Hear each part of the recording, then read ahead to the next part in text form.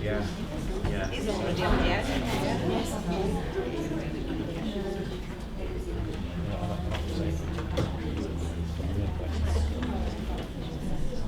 Okay, shall we make a start? Hello, my name is Julian. Welcome to you all. This is always my favourite part of the week, which is when we come to see the work that's been happening in relation to the Leeds improvement method. And this week's been very important because we've had, which I think are always some of the most demanding parts, the rapid process improvement workshop for trial without catheter in abdominal medicine and surgery, CSU. So thank you all for coming.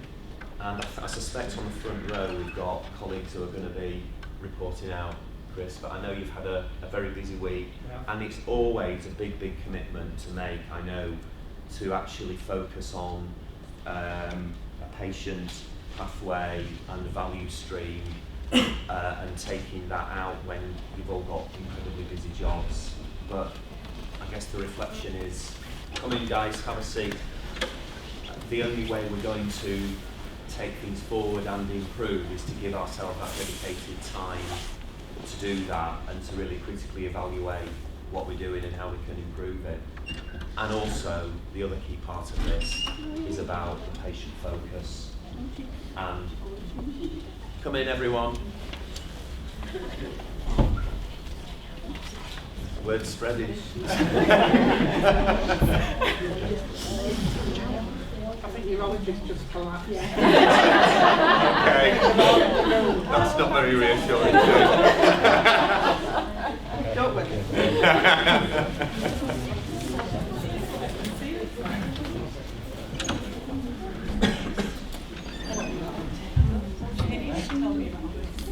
Right.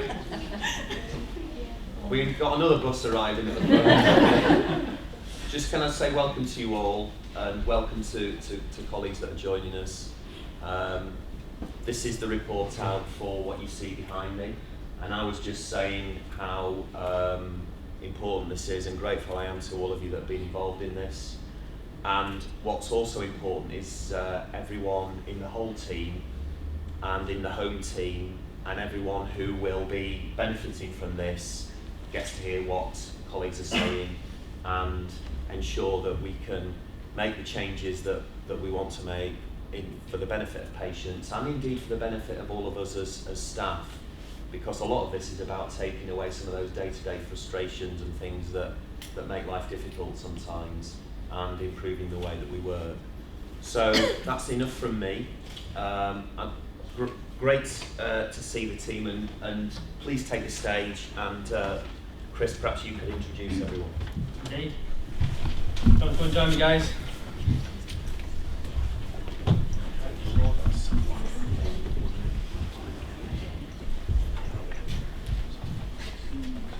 Okay, good afternoon everybody. Thank you all for coming. Hello, my name is Chris. I'm a KPO specialist and workshop lead for this week. This is the fourth rapid process improvement workshop in AMS. I keep clicking the slides when I shouldn't be, sorry. Where we focus on the trial without catheter. This is our project form which sets out the scope of what we tried to carry on this week. And basically we set to move the trust goals of providing the best patient safety experience and outcomes. The main target being to make sure that when a patient is discharged from a ward with a catheter, that they come back in a timely manner to the most appropriate place and receive the most appropriate outcome first time. So I'm going to let the team tell you how we went about that this week. Hello, my name is Sophie, KPO support and team leader for this RPIW. This is our target progress report, which is a tool for measuring improvements we've made a start on this week. During our planning meetings, we chose to measure lead time for the patient being discharged from the ward with a catheter to then arriving at their outpatient appointment. We're measuring working process and standard working process. The qualitative defect we chose to measure was for no unnecessary reinsertion of long-term catheters and most appropriately utilised intermittent self-catheterisation, quite a mouthful. The second quality measure was around trial without catheters being performed in the most appropriate place. Our 5S measure is around the TWOP referral form. This is our tap time, which means we need to meet a demand of 4 patients a day. Jane. So the starting point for RPIW4 was demand on the catheter and TWOC service, which was beginning to outstrip capacity both in the nursing perspective and in the environment. So we looked at the number of TWOCs, and they were performed in a number of places by different personnel and with varying results. Once we started looking down a little bit, we found data collection itself was, I guess scanty is the word. The recording of it was poor. So the first determinant really was, where should TWOCs take place? Both in the planning meetings and then as an RPIW team, the unanimous result was they should be in the Paul Sykes Centre. So as part of that, we developed this like one vision of one place, one time, get it right first time. As we worked further down, 3 themes really emerged, and that was coding, referrals, and patient information, but also education and training of staff.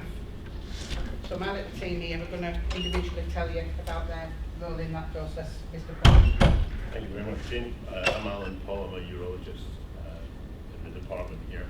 And as Jane says, I've looked mostly at the issue of coding and our data recording for the TWOCs, and our incapacity to fully record that data reflects a wider issue for us in outpatients in urology. So just as clinicians in normal outpatient clinics, we don't think we're recording properly, and we don't think we're maximising our income and our record of our activity as well as we should be.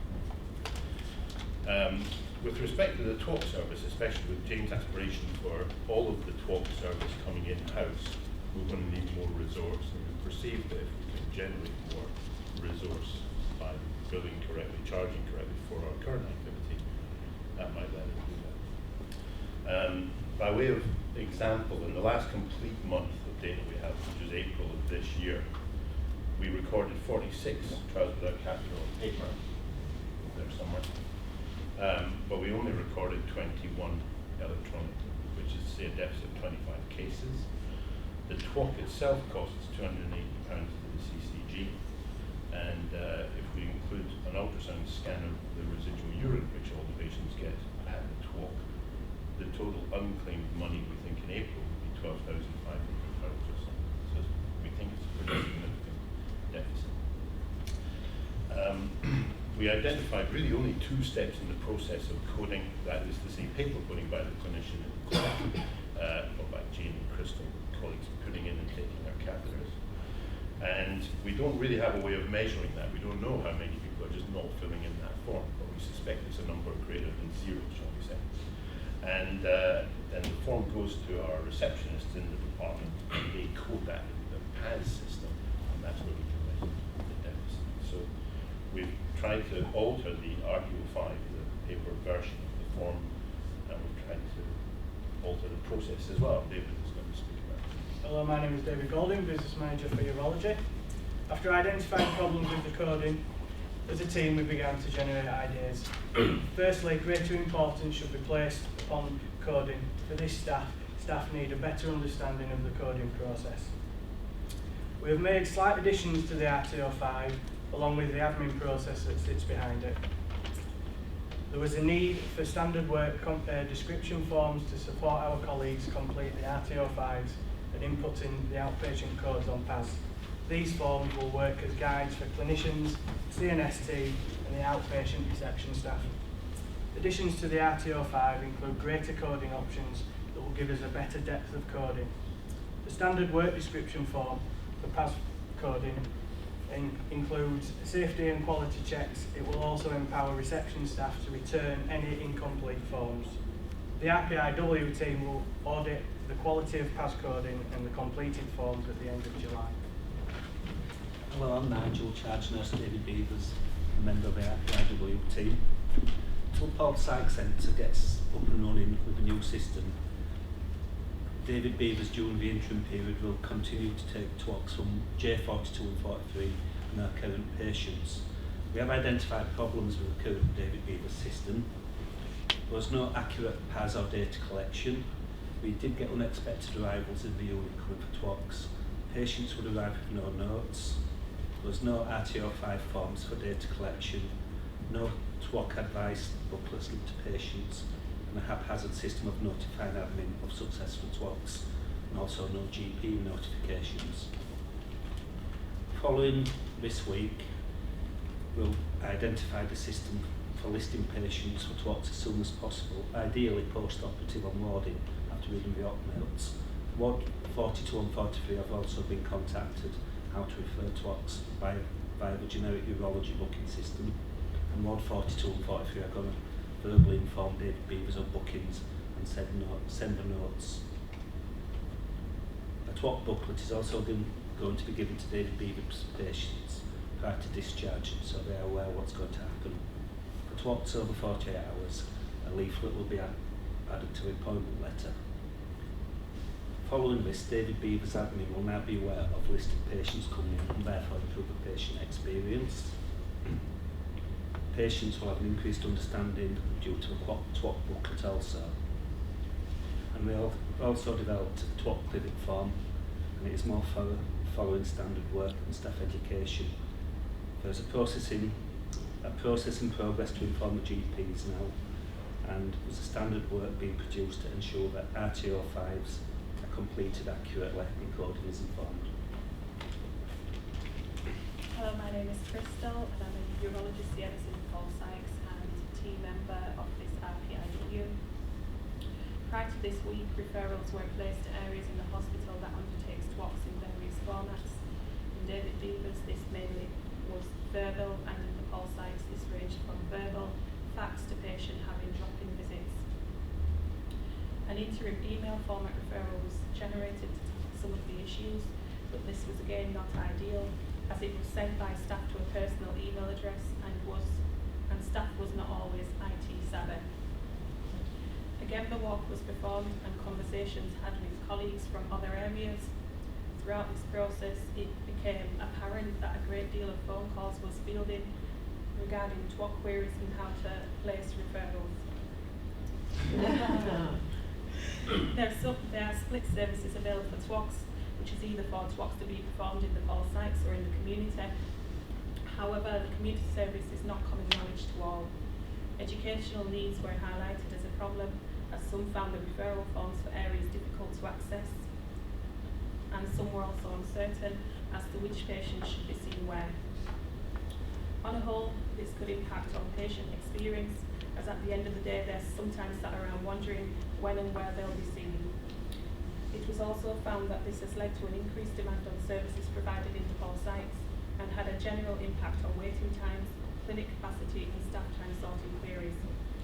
These issues were discussed amongst the team and suggestions were made to improve the process.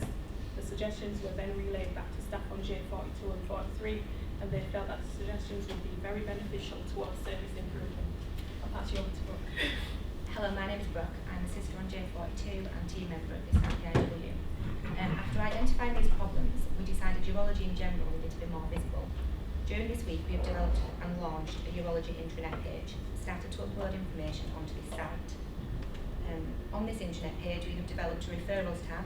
On this referrals tab is a flow chart to guide the user to the correct patient referral, gaining direct access through the click of the tab. See the screen for this process.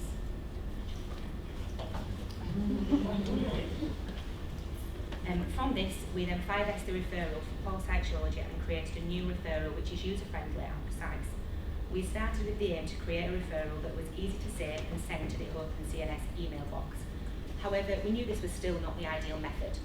The ideal method would have been an e-referral, but we felt within the time constraints this would not be possible.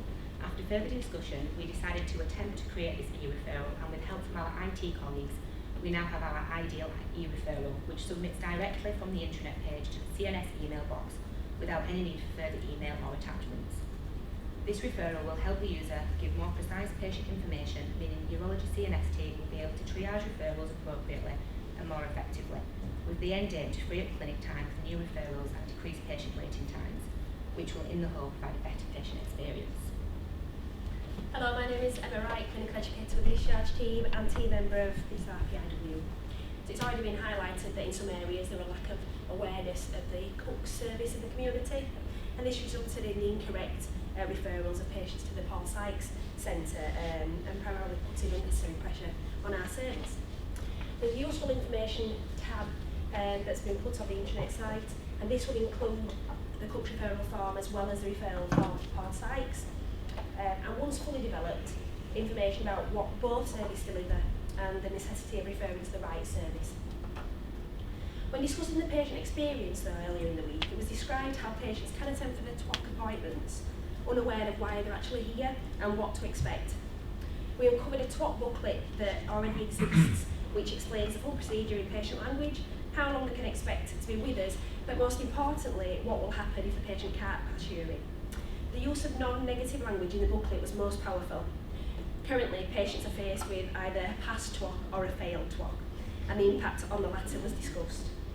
The change of terminology to successful and unsuccessful TWOC is also a necessity when thinking about the delivery of good patient experience. Unfortunately, the awareness and use of this booklet was minimal. Therefore, the TWOC information booklet will also be added to the useful information tab, as well as the print codes for this booklet provided to all areas across all sites. This is a great resource not only for the patient, but for staff, and especially if staff are working in low use areas and are unaware themselves of the TWOC process. Obviously, work is needed to embed the new process across all areas of the trust, and this will be done using trust comms such as screensavers, trust emails, but also attending forums such as Patient Care and Safety Day, matrons and sisters meetings, the information added to training days, and a ward stomp across the trust highlighting the need for good patient information. Improving patient information on discharge is needed across all areas of the trust. Providing the patient with a booklet on discharge and preparing that patient for an appointment in advance is a step forward in improving the patient experience. Providing information on our TWOC services and embedding the new process for also our trust staff is also an important step forward. And the impact of the education and information provided for both patients and staff is an exciting prospect after only 4 days of working within this team in this project. So I think I'm going off script now because I think actually this lot deserve a round of applause for the work that's done.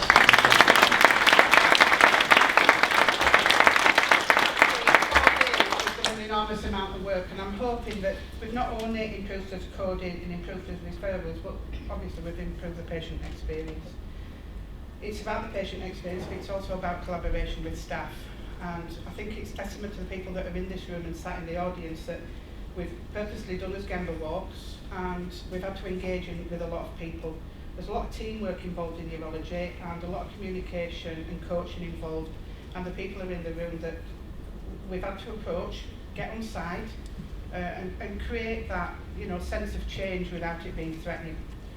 We know as CNS team, me and Crystal, that we've now got a lot of work to do. This work is only the start, because actually now we need to improve as clinics. So if we have better coding, if we have better referrals, we can then improve as patient pathways so that not always returning to the hospital. So what me and Crystal really now need to do with our team is to improve our patient experience, not necessarily of coming back, but of having telephone follow-ups. So a lot of our clinics now will be not necessarily Crystal on the phone with that picture in the background. Point it out, it's a job. But I think it is part of that patients don't necessarily always have to come back, but historically we've always done that. So yeah, thanks guys. Thank you. I was going to say, where's my newspaper? So obviously we've now got a list of actions with people responsible for those actions. This newspaper is now live and will keep us on track to ensure that we maintain its outcomes. So our lead time has a re-measure at day 4 of 13 days, and we have plans in place as described by the team to re-measure at 30, 60 and 90 days. Our first quality measure hasn't changed, as this cannot be measured until the Paul Sykes new and improved services up and running with the additional services and education around ISC. The TWOCs not carried out in Paul Sykes measure will be re-measured when, as said earlier, this full service is up and running efficiently. The team and sponsors agreed to add in an extra quality measure around clinical coding, which we aim for 100% success in.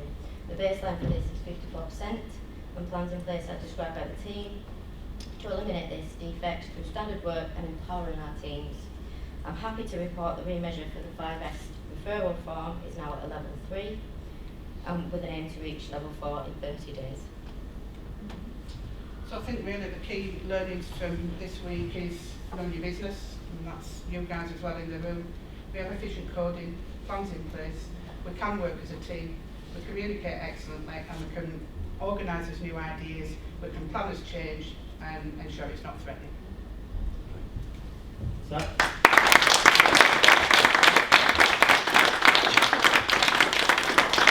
that just leaves me to say thank you. So first of all, thank you to this team. They've been phenomenal to work with, and the amount of work we've got through this week is unbelievable.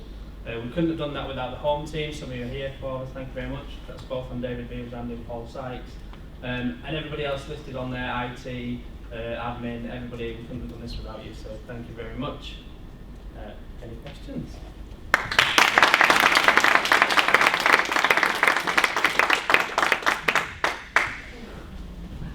So, well done, and I think Jane really summed up, you know, the impacts and the approach. There is an opportunity for any questions or observations from any of you, because I know that this is important work for a lot of people sat here listening to this. So, anything anyone would like to question or add or offer up? I think it was really impressive.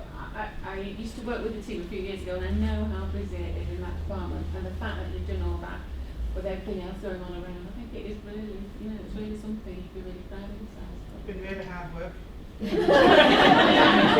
I don't know whether I don't need a nursing home. You know when you just want to sit? No, seriously, I think without the week out though, we couldn't have done it. And I think we wouldn't have done it, or we couldn't have done it, and we haven't done it, have we? Because we haven't had a week out to do it in. And I think that's where it's important. Yeah. And I think that's what we've been given in neurology. This is our fourth RPIW. Yeah. So we've had 4 weeks where we've been able to take staff out to deliver all these impressive efficiencies that we're doing. You know, and I think that's what the learning is, that you need that time. You know, the stuff you can do, but actually that week is really invaluable to be able to get this work done. Yeah. So when I said urology was short, I actually meant it.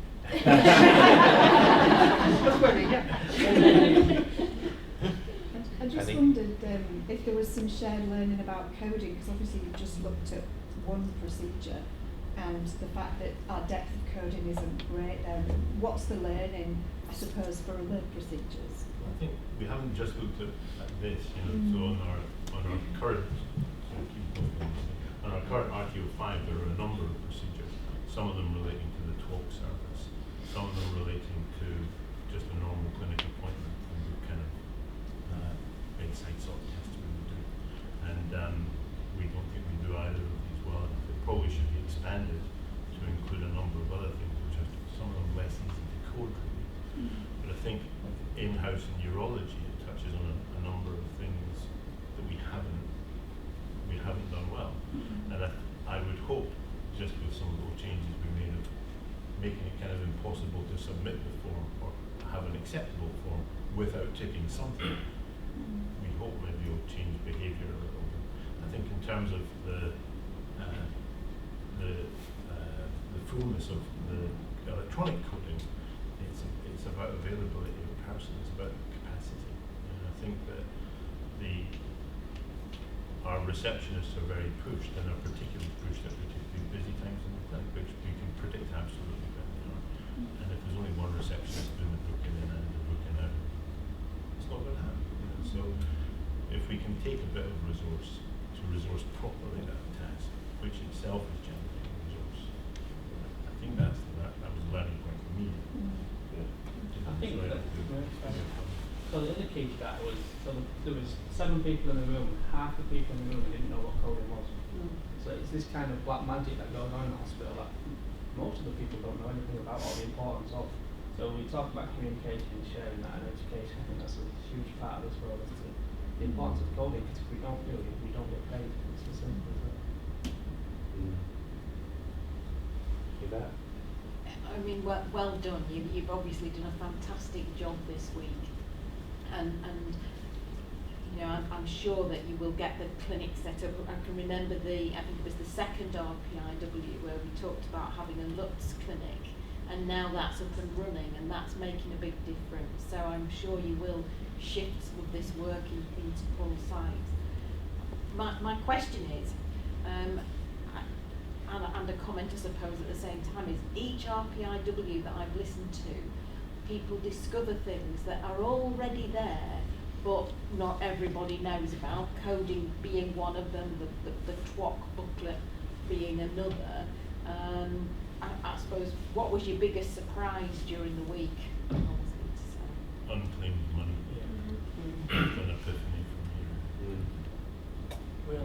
We only looked at a couple of months, but when you look at a full year that can equate to, it can be quite scary. Really. Yeah, and I think I'm aware of coding and have been since I first graduated, but I wasn't aware that there was a code for talking. So. And it's not just a code, I think it's a cost associated with that. Part of it is that's fine having a code, but can we know the cost? Because only when you put a figure on it does it actually become real. And certainly that was me, and I suspect that will be quite an enlightening moment for people really. A simple thing, I don't mean that, but a simple thing like a bladder scan is a couple of £100. Well, a couple of £100 times 5 in every clinic is it's a holiday for me. Suzanne, did you have one? It was similar, just to echo what everybody said. It's just utterly brilliant and really inspirational to hear what you've done. And it was just linking into the coding thing, and you kind of answered it there already. But did you know there was a problem with coding before you went into this, or did you suspect, or was it? I think so. Yeah. I mean, obviously, I'm relatively new to neurology, but I expect there'll be a coding issue across the whole trust everywhere. It's like Jane says, you're performing a swap, there's a bladder scan to go with it, and that's fine. If you don't tick 2 boxes, you only get paid for one. Yeah. And I think we have to look at this previous business manager who actually developed, for us to look at as coding, and that's Gillian sat in front of you, because she first put it on the RTO5. We need to push it further, don't we, I guess, and we've just... When I came to urology, we weren't getting paid for anything, it turned out. Charity mistakes. Yeah, we were charitable, yeah. And actually, I don't think it is significantly about the money, but it is also then, you hear stories about the NHS is not efficient. It's actually about recording all the things we do for patients as well, isn't it? And so the activity does relate to money, but there is only so much money in the system, and we don't know whether or not the CCGs will necessarily give us more. But at least we are now recording properly what we are doing for patients. Working efficiently. I think once we start that, we can then change as clinics and make them probably more efficient really for that patient. And we're also recording it at the right time as well, because there was an aspect that was being done retrospectively. It's, doing it backwards, right for the patient. Jamie? Yeah, I suppose perhaps reiterate what other people have said about what impressive work you've all done over this week. Maybe when you've had a bit of a chance to reflect, or maybe you can answer now, but what would be really helpful to me would be what is it that would help us to support everywhere, so that there isn't a coding issue anywhere you look. Because obviously from my point of view, working in finance, that's really important. Both I would say to empower the person who's doing the electronic coding. Right. So I think what we'd like to do in the debate on the back of the RTO5 changes we've made is empower the receptionists. I notice none of them are in the room sadly, but they're probably visiting the clinic, to reject an RTO5. Whoever is filled in and say, I'm not going to code that, or I'm not going to enter that because you haven't filled it. And unless we allow them to do that handedness makes them work, then we're never really going to know what we do.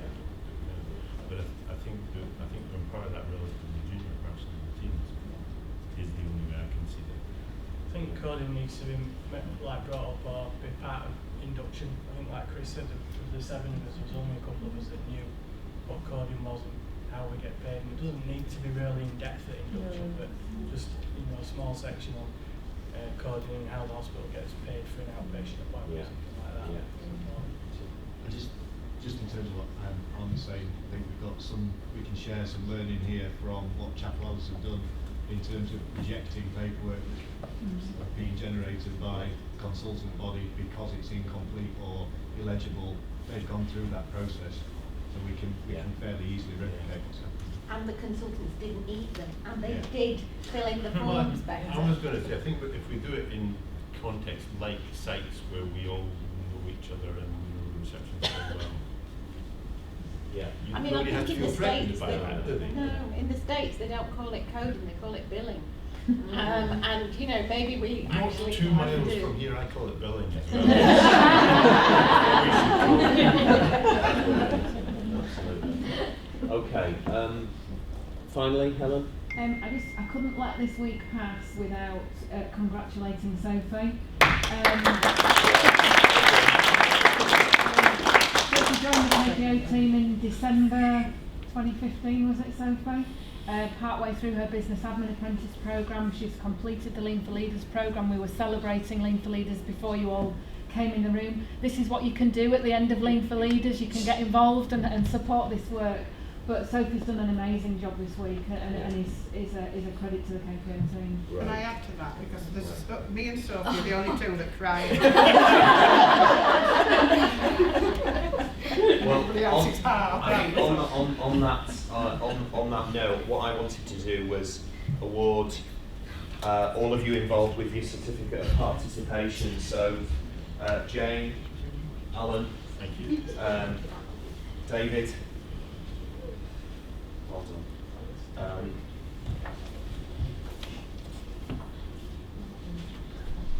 Nigel, well done. Crystal, Brooke, and Emma. And I think, Nick, we get a photo of us, but I think just to recognise all of you, what you've said, and I think how you've presented and talked about your experience. This is important to remember, this is the start and not the end. This is the beginning of what we hope will be sort of transformation of the way the service operates. There's loads in this that you kind of, you know, we light bulbs going off in, I'm sure, inside all of our heads about how we can further develop. You will have the opportunity to come back and tell us after 30 days, and then 60 days, and then 90 days. So we want to keep track of how it's going, and it was encouraging to see, Jane, already the newspaper, quite a bit of that complete, so you're off to a good start. My team is, not me. So well done, and many thanks for all of you for coming. So I think from the point of view of everyone's efforts, I think another round of applause.